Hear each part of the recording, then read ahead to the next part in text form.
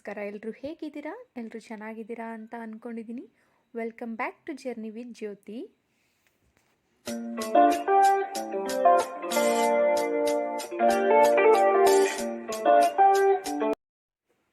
ಶನಿವಾರ ಮತ್ತು ಭಾನುವಾರದ ಲಾಗ್ನ ಅಪ್ಲೋಡ್ ಮಾಡ್ತಾ ಇದ್ದೀನಿ. ವಿಡಿಯೋ ಮಾಡಿ ಇಟ್ಕೊಂಡಿದ್ದೆ, ಶುಕ್ರವಾರದ ಅಪ್ಲೋಡ್ ಮಾಡಿದ್ದೆ. ಶನಿವಾರ ಭಾನುವಾರದನ್ನ ನಾನು ಎಡಿಟ್ ಮಾಡಿರಲಿಲ್ಲ. ಸ್ವಲ್ಪ ಫಂಕ್ಷನ್ ಅದು ಇದು ಅಂತ ಓಡಾಡೋದೇ ಆಯಿತು. ಹಾಗಾಗಿ ನಾನು ಇವತ್ತು ಅಪ್ಲೋಡ್ ಮಾಡ್ತಾ ಇದ್ದೀನಿ. ಬೆಳಿಗ್ಗೆ ನಾನು ಬ್ರೇಕ್ಫಾಸ್ಟ್ ರೆಡಿ ಮಾಡ್ತಾ ಇದ್ದೀನಿ. ಚಿಕ್ಕ ಮಗಳಿಗೆ ರವೆ ಉಪ್ಪಿಟ್ಟನ್ನ ಮಾಡ್ತಾಯಿದ್ದೀನಿ, ದೊಡ್ಡ ಮಗಳಿಗೆ ಅವಲಕ್ಕಿ ಉಪ್ಪಿಟ್ಟನ್ನ ಮಾಡ್ತಾಯಿದ್ದೀನಿ. ನಾವು ಎಷ್ಟೇ ಚೆನ್ನಾಗಿ ತಿಂಡಿ ಮಾಡಿದ್ರೂ ಮಕ್ಳಿಗೆ ಇಷ್ಟ ಆಗಿಲ್ಲ ಅಂದರೆ ಅವರು ಬಾಕ್ಸಲ್ಲಿ ರಿಟರ್ನ್ ಹಾಗೆ ತಂದುಬಿಡ್ತಾರೆ. ಹಾಗೆ ನಾವು ಕಷ್ಟಪಟ್ಟು ಮಾಡಿದ್ದು ಕೂಡ ವೇಸ್ಟ್ ಆಗಿಬಿಡುತ್ತೆ. ಅವ್ರಿಗೇನು ಇಷ್ಟನೋ ಅದನ್ನು ಸ್ವಲ್ಪ ಪ್ರಿಪೇರ್ ಮಾಡಾಕಿದ್ರೆ ಖಾಲಿ ಮಾಡ್ಕೊಂಡು ತೊಗೊಂಬರ್ತಾರೆ. ಚಿಕ್ಕ ಮಗಳಿಗೆ ರವೆ ಉಪ್ಪಿಟ್ಟು ಅಂದರೆ ಅವಳಿಗೆ ತುಂಬ ಇಷ್ಟ. ದೊಡ್ಡ ಮಗಳು ರವೆ ಉಪ್ಪಿಟ್ಟು ತಿನ್ನಲ್ಲ, ಹಾಗಾಗಿ ಅವಳಿಗೆ ಅವಲಕ್ಕಿ ಉಪ್ಪಿಟ್ಟನ್ನ ಮಾಡ್ತಾಯಿದ್ದೀನಿ.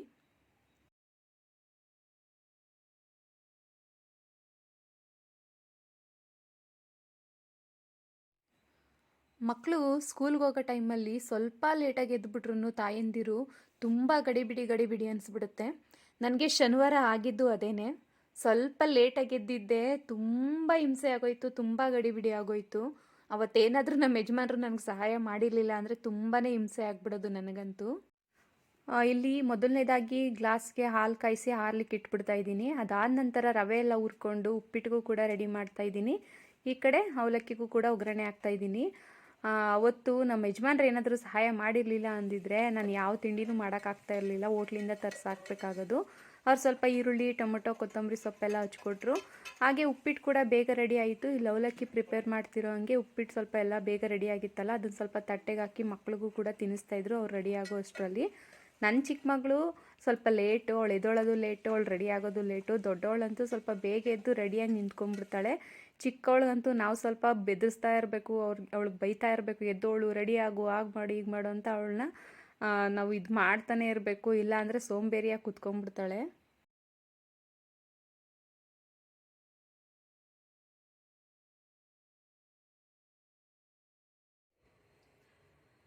ಹಾಯ್ ಫ್ರೆಂಡ್ಸ್, ಬೆಳಿಗ್ಗೆ ತಿಂಡಿಗೆ ಅಂತ ಹೇಳಿ ಉಪ್ಪಿಟ್ಟು ಮತ್ತು ಅವಲಕ್ಕಿ ಎರಡನ್ನೂ ಮಾಡಿದೆ. ರವೆ ಉಪ್ಪಿಟ್ಟು ಬಂದು ನನ್ನ ಚಿಕ್ಕ ಮಗಳಿಗೆ, ಅವಲಕ್ಕಿ ಉಪ್ಪಿಟ್ಟು ಬಂದು ನನ್ನ ದೊಡ್ಡ ಮಗಳಿಗೆ. ದೊಡ್ಡ ಮಗಳು ರವೆ ಉಪ್ಪಿಟ್ಟು ತಿನ್ನಲ್ಲ, ಚಿಕ್ಕ ಮಗಳಿಗಂತೂ ತುಂಬ ಇಷ್ಟ. ಸ್ವಲ್ಪ ಗಂಜಿ ಥರ ಬಿಸಿ ಬಿಸಿಲಿ ಅವಳು ಉಪ್ಪಿಟ್ಟು ಮಾಡಿಕೊಟ್ರೆ ತುಂಬ ಇಷ್ಟ. ಸೊ ಮಾಡಿದ್ದೆ. ಇವಾಗ ತಿಂಡಿ ಎಲ್ಲ ಆಯಿತು, ನಮ್ಮದು ಆಯಿತು. ನಮ್ಮ ಮಾವ ಕೂಡ ಬಂದಿದ್ರು ಊರಿಂದ, ಅವರು ಸಹ ಜಸ್ಟ್ ಇವಾಗ ಹೋದ್ರು ಊರಿಗೆ. ನಾನಿವಾಗ ಮನೆಯೆಲ್ಲ ಕ್ಲೀನ್ ಮಾಡ್ಕೊಳ್ತಾ ಇದ್ದೀನಿ. ನೋಡಿ, ಇಲ್ಲಿ ನಾವು ಕುಡಿಯೋಕ್ಕೆ ಅಂತ ಹೇಳಿ ಈ ತಾಮ್ರದ ಬಿನ್ಗೆ ಹಾಗೆ ಈ ಮಡಕೆನಲ್ಲಿ ನೀರು ಇಟ್ಕೊಳ್ತೀನಿ. ಫಿಲ್ಟರ್ ನೀರನ್ನೇ ತರಿಸಿ ಇದನ್ನು ತೊಳೆದ್ಬಿಟ್ಟು ಇದ್ರೊಳಗಡೆ ಹಾಕಿಟ್ಕೊಳ್ತೀನಿ. ತುಂಬ ಹೆಲ್ತ್ಗೂ ತುಂಬ ಒಳ್ಳೆಯದು ತಾಮ್ರ ತಪ್ಪಲೆನಲ್ಲಿ ನೀರು ಇಟ್ಕೊಂಡು ಕುಡಿದ್ರೆ. ಹಾಗೆ ಮಡಕೆ ನೀರು ಅಷ್ಟೇ, ನಾವು ದಿನ ಒಂದೊಂದು ಲೋಟ ನೀರು ಕುಡಿದ್ರೆ ತುಂಬಾ ಒಳ್ಳೆಯದು ಮಡಕೆದು. ಹಾಗಾಗಿ ಇಟ್ಕೊಂಡಿದ್ದೀನಿ. ಇವಾಗ ಕಿಚನ್ನೆಲ್ಲ ಕ್ಲೀನ್ ಮಾಡಬೇಕು. ನೋಡಿ, ನಿಧಾನಕ್ಕೆ ಮಾಡ್ಕೊಳ್ತಾ ಇದ್ದೀನಿ ಎಲ್ಲನೂ. ಈಗ ಕೆಲಸ ಮಾಡೋದಕ್ಕೆ ಶುರು ಮಾಡಿದ್ದೀನಿ. ಸಮಯ ಬಂದು ಒಂದು 11:30 ಆಗಿರ್ಬೋದೇನೋ. ಈಗ ಶುರು ಮಾಡ್ಕೊಂಡಿದ್ದೀನಿ. ಗೊತ್ತಿಲ್ಲ ಎಷ್ಟೊತ್ತಾಗುತ್ತೆ ಎಲ್ಲ ಮುಗಿಸೋ ಅಷ್ಟರಲ್ಲಿ ಅಂತ. ಪಾತ್ರೆ ತೊಳೆದು, ಕಸ ಗುಡಿಸಿ, ಮನೆ ಒರೆಸಿ, ಸ್ಟವ್ನೆಲ್ಲ ಒರೆಸಿ, ಬಟ್ಟೆ ಎಲ್ಲ ವಾಶ್ ಮಾಡಿ ನಂತರ ಸ್ನಾನ ಮಾಡ್ಕೊಂಡು ಬರಬೇಕು. ಇದೆಲ್ಲ ಆದಮೇಲೆ ನಂಗೆ ಸ್ವಲ್ಪ ಫ್ರೀ ಆಗುತ್ತೆ. ಒಂದು ನೈಟ್ ಅಡುಗೆ ಮಾಡೋವರೆಗೂ ಫ್ರೀ ಇರ್ಬೋದು. ನೋಡೋಣ ಎಷ್ಟೊತ್ತಾಗುತ್ತೆ ಅಂತ. ಮಕ್ಕಳು ಕೂಡ 12:30ಗೆಲ್ಲ ಬಂದ್ಬಿಡ್ತಾರೆ ಇವತ್ತು. ಹಾಗೆ ನಾನು ಬಳಸೋ ಎಣ್ಣೆಗಳು ನೋಡಿ, ಇದು ಬಂದು ಹರಳೆಣ್ಣೆ, ಇದು ಕೊಬ್ಬರಿ ಎಣ್ಣೆ, ಹಾಗೆ ಇದು ಬಂದು ಹುಚ್ಚೆಳ್ಳೆಣ್ಣೆ, ಹಾಗೆ ಇದು ಕಡಲೆಕಾಯಿ ಎಣ್ಣೆ ಖಾಲಿ ಆಗಿದೆ. ಮತ್ತು ಇವಾಗ ಊರಿಗೆ ಹೋಗ್ಬೇಕು, ಅವಾಗ ತೊಗೊಂಬರ್ತೀನಿ.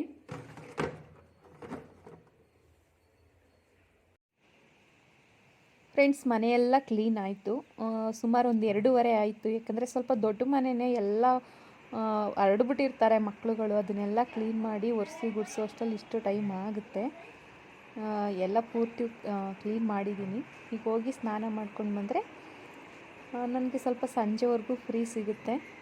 ಒಂದು 4 ಗಂಟೆ ಹಂಗೆ ಮಕ್ಕಳು ಕೂಡ ಟ್ಯೂಷನ್ಗೆ ಹೋಗ್ತಾರೆ. ಅದಾದಮೇಲೆ ನನಗೆ ಫ್ರೀ ಆಗುತ್ತೆ.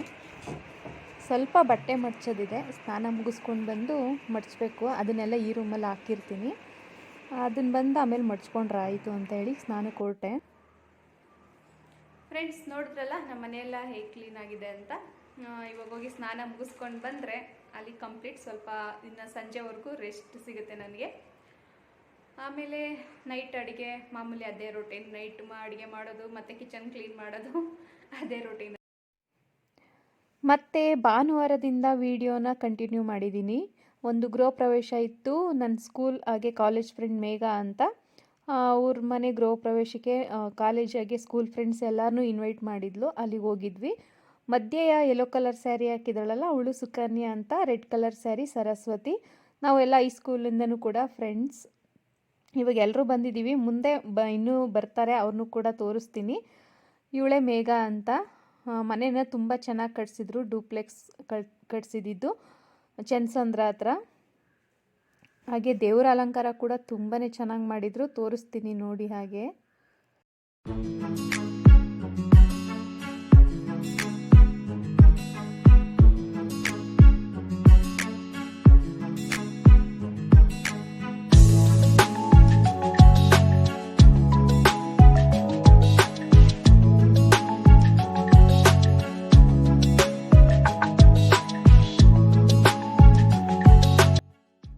ನೋಡಿದ್ರಲ್ಲ ಎಷ್ಟು ಚೆನ್ನಾಗಿ ಅಲಂಕಾರ ಮಾಡಿದರು ಅಂತ. ದೇವ್ರ ಮನೆಯಲ್ಲಿ ಮಹಾಲಕ್ಷ್ಮಿ ಅಮ್ಮನವ್ರನ್ನ ಕೂರಿಸಿದ್ರು. ಹಾಗೆ ಆಚೆಗಡೆ ಸತ್ಯನಾರಾಯಣ ಪೂಜೆಗೆ ಎಲ್ಲ ತುಂಬ ಚೆನ್ನಾಗಿ ಅಲಂಕಾರನ ಮಾಡಿದರು. ನಾವು ಕೂಡ ಪೂಜೆನೆಲ್ಲ ಮುಗಿಸ್ಕೊಂಡು ಪ್ರಸಾದನೆಲ್ಲ ತಿನ್ಕೊಂಡು ಈಗ ಊಟಕ್ಕೆ ಬಂದು ಕೂತ್ಕೊಂಡಿದ್ದೀವಿ. ನಾನು ಮತ್ತು ನನ್ನ ಫ್ರೆಂಡ್ಸ್ ಎಲ್ಲ ಬಂದು ಕೂತ್ಕೊಂಡಿದ್ದೀವಿ. ಅಡುಗೆ ತುಂಬ ಚೆನ್ನಾಗೇ ಮಾಡಿಸಿದ್ರು. ಪ್ರಸಾದನೂ ಅಷ್ಟೇ ತುಂಬಾ ಚೆನ್ನಾಗಿ ಮಾಡಿಸಿದ್ರು. ಅಳಸಲೆಣ್ಣೆನೆಲ್ಲ ಹಾಕಿ ಪಂಚಾಮೃತ ಮಾಡಿ, ಹಾಗೆ ಸತ್ಯನಾರಾಯಣ ಪೂಜೆಗೆ ಮಾಡ್ತಾರಲ್ಲ ಕೇಸರಿ ಭಾತ್, ಅದನ್ನು ಕೂಡ ಎಲ್ಲ ತುಂಬ ಚೆನ್ನಾಗಿ ಮಾಡಿದರು. ಊಟ ಎಲ್ಲ ಆದಮೇಲೆ ಇಲ್ಲಿ ಬಂದು ಕೂತ್ಕೊಂಡು ಐಸ್ ಕ್ರೀಮ್ನೆಲ್ಲ ತಿಂತಾಯಿದ್ದೀವಿ. ನನ್ನ ಮಗಳು ನನ್ನನ್ನೇ ಝೂಮ್ ಹಾಕಿ ವಿಡಿಯೋ ಮಾಡಿದ್ದಾಳೆ ಐಸ್ ಕ್ರೀಮ್ ತಿನ್ನೋದನ್ನೇ. ಇನ್ನೊಂದು ಏನಂದರೆ, ನಮ್ಮ ಫ್ರೆಂಡ್ಸ್ಗಳಲ್ಲಿ ನಮ್ಮ ಗುಂಪಲ್ಲಿ ಆಲ್ಮೋಸ್ಟ್ ಎಲ್ಲ ಕನಕಪುರಕ್ಕೆ ಮದುವೆ ಆಗಿರೋದು. ಸುಕನ್ಯಾನು ಕನಕಪುರಕ್ಕೆ, ಹಾಗೆ ಇವರು ದಿವ್ಯಾ ಅಂತ, ಇವರು ಕೂಡ ಕನಕಪುರಕ್ಕೇ ಮದುವೆ ಆಗಿರೋದು. ನಾನು ಕೂಡ ಕನಕಪುರಕ್ಕೇ ಮದುವೆ ಆಗಿರೋದು.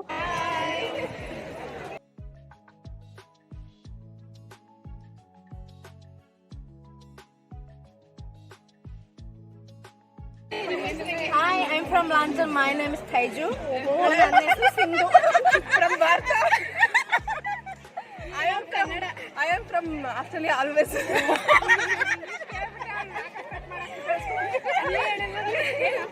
Hi, I'm Sukanya from Kondagluru. From Bangalore. And I am Divya from Kanipura. I am from my own house.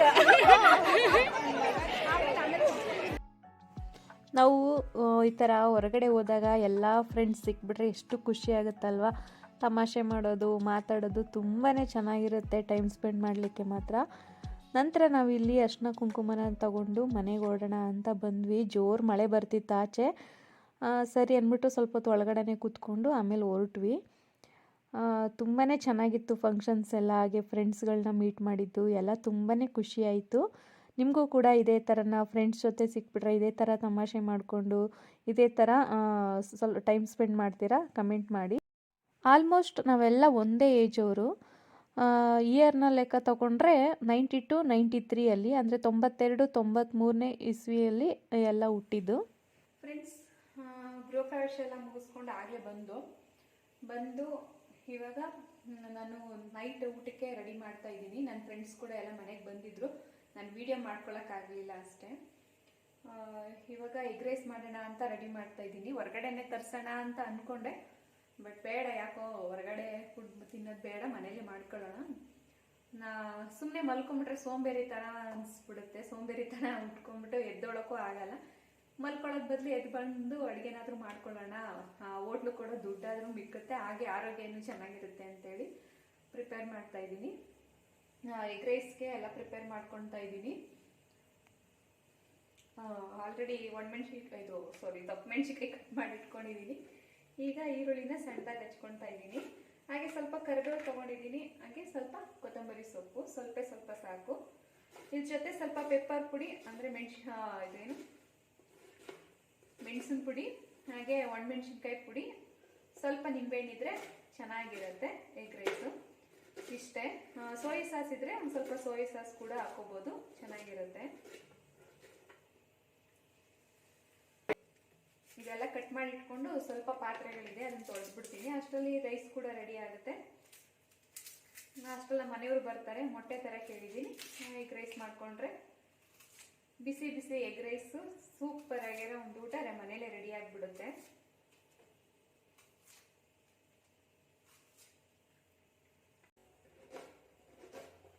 ಮತ್ತೆ ಬೆಳಿಗ್ಗೆ ಸ್ಕೂಲು, ಬೆಳಿಗ್ಗೆ ಏನು ತಿಂಡಿ ಮಾಡೋದು ಏನು ಅಂತ ಯೋಚನೆ ಮಾಡ್ತಾ ಇದ್ದೀನಿ. ಈಗಲೇ ಯೋಚನೆ ಮಾಡಿಟ್ಕೊಂಡ್ರೆ ಈಸಿ ಆಗುತ್ತಲ್ಲ.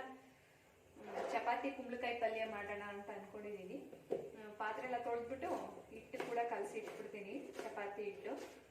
ಕುಂಬಳಕಾಯಿ ಕೂಡ ಹಚ್ಚಿಟ್ಕೊಂಡ್ಬಿಟ್ರೆ ಅದು ಕೂಡ ಈಸಿ ಆಗುತ್ತೆ. ಫಸ್ಟ್ ಇದಕ್ಕೆಲ್ಲ ಪ್ರಿಪ್ರೇಷನ್ ಮಾಡಿ ಪಾತ್ರೆ ಎಲ್ಲ ತೊಳೆದ್ಬಿಟ್ಟು ನಮ್ಮ ಮನೆಯವ್ರು ಬರೋಷ್ಟರಲ್ಲಿ ಕುಂಬಳಕಾಯಿನ ಹಚ್ಕೊಂಡು ಗೋಧಿ ಹಿಟ್ಟು ಕಲಸಿ ಇಟ್ಬಿಡ್ತೀನಿ. ಬೆಳಗ್ಗೆ ಚಪಾತಿ ಒತ್ತಿಟ್ಕೊಳ್ಳೋಕೆ ಸರಿ ಹೋಗುತ್ತೆ. ಆಕ್ಚುಲಿ ಇವತ್ತು ಸಂಡೇ, ಚಿಕನ್ ಮಾಡಬೇಕಿತ್ತು. ಚಿಕನ್ ಏನು ಮಾಡಿಲ್ಲ. ಒಂದು ವಾರ ಆಯಿತು ಚಿಕನ್ ಎಲ್ಲ ಮಾಡಿ. ನಮ್ಮನೇಲಿ ವಾರಕ್ಕೆ ಒಂದೇ ಸತಿ ಮಾಡ್ತಾ ಇದ್ದೀನಿ. ನಾವಾಗ ವೀಕ್ಲಿ 2 ಡೇಸ್ ಮಾಡ್ತಾ ಇದ್ವಿ, ಇವಾಗ ವಾರಕ್ಕೆ ಒಂದೇ ಸತಿ ಮಾಡ್ತಾ ಇದ್ದೀನಿ. ಸ್ಪೆಷಲ್ ಏನಾದ್ರು ಇದ್ರೆ ಚಿಕನ್ ತಿಂದು ತಿಂದು ಬೋರು. ಸ್ಪೆಷಲ್ ಏನಾದರೂ ಮಾಡೋಣ ಅಂದರೆ ಬೇರೆ ಯಾವುದು ಇಷ್ಟ ಆಗಲ್ಲ. ಫಿಶ್ ಇಲ್ಲೆಲ್ಲ ಫ್ರೆಶ್ ಆಗಿ ಸಿಗಲ್ಲ ಮನೆ ಹತ್ರ. ಹಾಗಾಗಿ ಮೀನಂತೂ ತರಲ್ಲ ನಾವು. ಬೆಂಗಳೂರಲ್ಲಿ ಮೀನಂತೂ ತೊಗೊಂಡು ಬರಲ್ಲ. ತಂದರೆ ಊರ ಕಡೆಯಿಂದ ಏನಾದರೂ ತೊಗೊಂಡು ಬಂದಂಗೆ, ಇಲ್ಲಾಂದರೆ ಇಲ್ಲ. ಮತ್ತು ಪ್ರಾನ್ಸ್ ಅದೆಲ್ಲ ಅದು ಕೂಡ ನಾವು ಇಲ್ಲಿ ತಗೊಳ್ಳಲ್ಲ, ಯಾಕಂದರೆ ಯಾವುದು ಫ್ರೆಶ್ ಆಗಿ ಸಿಗಲ್ಲ ಫಿಶ್ ಐಟಮ್ಗಳಲ್ಲಿ. ಹಾಗಾಗಿ ತಿಂದರೆ ಚಿಕನ್ನು ಇಲ್ಲ ಮಟನ್ನು ಕೂಡ ನಾವು ಬೆಂಗಳೂರಲ್ಲಿ ತರಲ್ಲ, ಅದನ್ನು ಕೂಡ ಊರಿಂದನೇ ತರಿಸ್ಕೊಳ್ಳೋದು. ಅದಕ್ಕೆ ಇವತ್ತು ಬೇಡ, ಏನು ಚಿಕನ್ ಮಾಡೋದು ಅಂತ ಹೇಳಿ ಇವಾಗ ವಾರಕ್ಕೆ ಒಂದೇ ಸತಿ ಮಾಡಿಬಿಟ್ಟಿದ್ದೀನಿ. ಮಂಗಳವಾರ ಯಾವಾಗಾದ್ರೂ ಮಾಡ್ಕೊಂಡ್ರಾಯ್ತು ಅಂತೇಳಿ ಚಿಕನ್ನ ತರಿಸಿಲ್ಲ. ಎಗ್ ರೈಸ್ ಮಾಡ್ಕೊಳ್ಳೋದಕ್ಕೆ ಒಂದು ಬಾಣಲಿಗೆ ಒಂದು 3 ಟೇಬಲ್ ಸ್ಪೂನ್ ಎಣ್ಣೆನ ಹಾಕ್ಕೊಂಡಿದ್ದೀನಿ. ನಂತರ ಒಂದು 6 ಹಸಿಮೆಣ್ಸಿನ್ಕಾಯಿನ ಉದ್ದುದ್ದ ಕಟ್ ಮಾಡಿ ಹಾಕ್ಕೊಂಡಿದ್ದೀನಿ.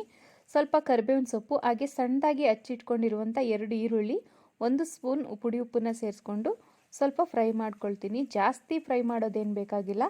ಫ್ರೈಡ್ ರೈಸ್ಗೆ ಆಗಲಿ ಎಗ್ ರೈಸ್ಗೆ ಆಗಲಿ ಸ್ವಲ್ಪ ಕ್ರಿಸ್ಪಿ ಆಗಿದ್ರೇ ವೆಜಿಟೇಬಲ್ಸ್ ಚೆನ್ನಾಗಿರೋದು. ನಂತರ ಇಲ್ಲಿ ಅರ್ಧ ಕ್ಯಾಪ್ಸಿಕಮ್ನ ಸೇರಿಸ್ಕೊಂಡು ಅದನ್ನು ಕೂಡ ಸ್ವಲ್ಪ ಹೊತ್ತು ಫ್ರೈ ಮಾಡ್ಕೊಳ್ತೀನಿ. ಕ್ಯಾಪ್ಸಿಕಮ್ ಫ್ರೈ ಆದಮೇಲೆ ಶುಂಠಿ ಬೆಳ್ಳುಳ್ಳಿ ಪೇಸ್ಟನ್ನು ಹಾಕ್ಕೊಂಡು ಹಸಿ ವಾಸನೆ ಎಲ್ಲ ಹೋಗೋವರೆಗೂ ಚೆನ್ನಾಗಿ ಫ್ರೈ ಮಾಡ್ಕೊತೀನಿ.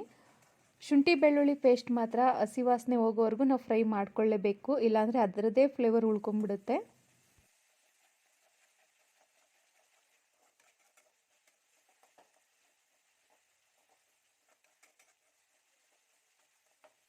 ಶುಂಠಿ ಬೆಳ್ಳುಳ್ಳಿ ಪೇಸ್ಟ್ ವಾಸನೆ ಎಲ್ಲ ಹೋದ್ಮೇಲೆ ನಂತರ 5 ಮೊಟ್ಟೆನ ನಾನಿಲ್ಲಿ ಒಡೆದು ಸೇರಿಸ್ಕೊಳ್ತಾ ಇದ್ದೀನಿ. ನನ್ನ ಬೌಲ್ಗೇನು ಒಡೆದು ಸೇರಿಸಿಲ್ಲ, ನನ್ನ ಕೈಯಲ್ಲೇ ಒಡೆದು ಹಾಕ್ತಾಯಿದ್ದೀನಿ. ನನಗೆ ಅಭ್ಯಾಸ ಇದೆ, ಕ್ಲೀನಾಗಿ ಒಡೆದು ಹಾಕ್ತೀನಿ ನಾನು. ಹಾಗಾಗಿ ಕೈಯಲ್ಲೇ ಒಡೆದು ಸೇರಿಸ್ಕೊಳ್ತಾ ಇದ್ದೀನಿ. ನಂತರ ಜಸ್ಟ್ ಮಿಕ್ಸ್ ಮಾಡಿ, ಸ್ವಲ್ಪ ಲೈಟಾಗಿ ಮಿಕ್ಸ್ ಮಾಡಿ ಅದನ್ನು ಕ್ಯಾಪ್ ಕ್ಲೋಸ್ ಮಾಡಿ ಒಂದು ನಿಮಿಷ ಬೇಯಿಸ್ಕೊಂಡಿದ್ದೀನಿ. ಈ ಥರ ಬೇಯಿಸ್ಕೊಳ್ಳೋದ್ರಿಂದ ಮೊಟ್ಟೆ ಜಾಸ್ತಿ ಪುಡಿ ಪುಡಿ ಆಗಲ್ಲ, ಸ್ವಲ್ಪ ಬಾಯಿಗೆ ಸಿಗೋ ಥರ ಚೆನ್ನಾಗಿ ಫ್ರೈ ಆಗುತ್ತೆ. ನಂತರ ಐ ಫ್ಲೇಮಲ್ಲಿ ಇಟ್ಕೊಂಡು ಸ್ವಲ್ಪ ಜಾಸ್ತಿ ಫ್ರೈ ಮಾಡ್ಕೋಬೇಕು. ಅದನ್ನು ಜಾಸ್ತಿ ಪುಡಿ ಮಾಡಬಾರ್ದು, ಈ ಥರನೇ ಫ್ರೈ ಮಾಡ್ಕೋಬೇಕು. ತುಂಬ ಚೆನ್ನಾಗಿರುತ್ತೆ ಎಗ್ ರೈಸಿಗೆ. ನಂತರ ಇವಾಗ ಅನ್ನನ ತಟ್ಟೆಗೆ ಹಾರಾಕಿದ್ದೆ. ಈಗ ಅದನ್ನು ಉದ್ರುದ್ರಾಗಿ ಕೈಯಲ್ಲೇ ಸ್ವಲ್ಪ ಇದು ಮಾಡಿಕೊಂಡು ನಾನು ಬಾಣಲಿಗೆ ಸೇರಿಸ್ಕೊಳ್ತಾ ಇದ್ದೀನಿ. ಈಗ 1 ಸ್ಪೂನ್ ಉಪ್ಪು, ಹಾಗೆ 2 ಸ್ಪೂನ್ ಅಚ್ಕಾರದ ಪುಡಿ, ಅಂದರೆ ಚಿಕ್ಕ ಸ್ಪೂನ್ ಅದು, ಹಾಗೆ 1 ಟೇಬಲ್ ಸ್ಪೂನ್ ಮೆಣಸಿನ ಪುಡಿ, ಹಾಗೆ ಸೋಯಾ ಸಾಸ್ನ ನಾನಿಲ್ಲಿ ಸೇರಿಸ್ಕೊಳ್ತಾ ಇದ್ದೀನಿ. 1 ಸ್ಪೂನ್ ಸೋಯಾ ಸಾಸ್ನ ಸೇರಿಸ್ಕೊಳ್ತೀನಿ. ಹಾಗೆ ಕಟ್ ಮಾಡಿ ಇಟ್ಕೊಂಡಿರುವಂಥ ಕೊತ್ತಂಬರಿ ಸೊಪ್ಪನ್ನ ಸೇರಿಸ್ಕೊಂಡು ಸಣ್ಣೂರಿನಲ್ಲೇ ಮಿಕ್ಸ್ ಮಾಡಿಕೊಂಡು ನಂತರ ಐ ಫ್ಲೇಮಲ್ಲಿ ಸ್ವಲ್ಪ ಹೊತ್ತು ಫ್ರೈ ಮಾಡಿಕೊಂಡ್ರೆ ಎಗ್ ರೈಸ್ ರೆಡಿ ಆಗುತ್ತೆ.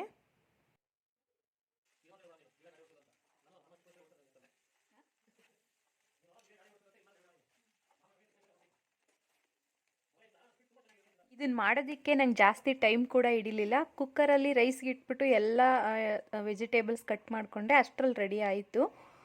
ರೈಸ್ ಕೂಡ ರೆಡಿ ಆಯಿತು. ತಕ್ಷಣ ಬಾಣಲಿ ಇಟ್ಟು ಎಲ್ಲ ಫ್ರೈ ಮಾಡ್ಕೊಳ್ತಿದ್ದೀನಿ. ಜಾಸ್ತಿ ಟೈಮ್ ಬೇಕಾಗಿಲ್ಲ ಎಗ್ ರೈಸ್ಗೆ. ತುಂಬ ಈಸಿಯಾಗಿ ಸಿಂಪಲ್ಲಾಗಿ ಈ ಥರ ಮಾಡ್ಕೊಂಡು ತಿಂದು ನೋಡಿ ಹೇಗಿರುತ್ತೆ ಟೇಸ್ಟ್ ಅಂತ. ನನಗಂತೂ ತುಂಬಾ ಇಷ್ಟ ಆಯಿತು. ನಮ್ಮನೆಯವ್ರಿಗೆಲ್ಲರಿಗೂ ಇಷ್ಟನೇ ಈ ಥರ ಎಗ್ ರೈಸ್ ಮಾಡಿದ್ರೆ. ತುಂಬ ಹೆವಿ ಮಸಾಲೆ, ಗರಂ ಮಸಾಲ ಅದನ್ನೆಲ್ಲ ಹಾಕಿ ಮಾಡಿದ್ರೆ ನಮ್ಮ ಮನೇಲಿ ಯಾರೂ ತಿನ್ನೋದಿಲ್ಲ. ನೀವು ಕೂಡ ಒಂದ್ಸತಿ ಟ್ರೈ ಮಾಡಿ ನನಗೆ ಹೇಗಿತ್ತು ಅಂತ ಹೇಳಿ.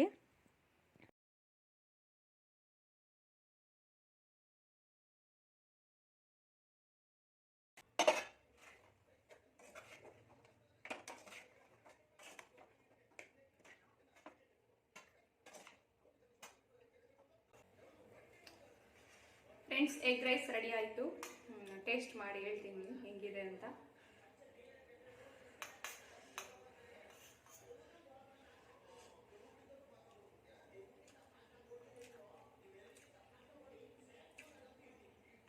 ಸೂಪರ್ ಆಗಿದೆ. ಮೆಣಸು, ಮೊಟ್ಟೆ, ಕ್ಯಾಪ್ಸಿಕಮ್ ಟೇಸ್ಟು,